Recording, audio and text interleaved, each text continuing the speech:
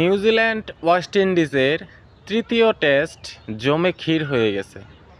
সত্যি কথা বলতে নিউজিল্যান্ড প্রথম ইনিংসে 575 রান করে ইনিংস ঘোষণা করে, আর এর জবাবে ব্যাট করতে নেমে প্রথম ইনিংসে 420 রান করে ওয়েস্ট ইন্ডিজ গুটিয়ে যায়। এর ফলে নিউজিল্যান্ডের বড় এক লিড হয়ে দাঁড়ায়। নিউজিল্যান্ড আবার দ্বিতীয় ইনিংসে ব্যাট করছে, সেখানে অলরেডি 196 রান করে ফেলেছে। চতুর্থ দিনের খেলা চলছে এবং নিউজিল্যান্ডের লিড দাঁড়িয়েছে 353 রান।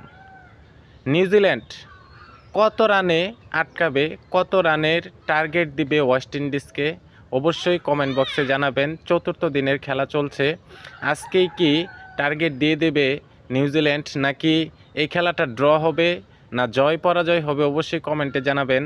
ওয়েস্ট ইন্ডিজের সামনে কত রানের টার্গেট হতে পারে অবশ্যই কমেন্ট বক্সে জানিয়ে দেবেন।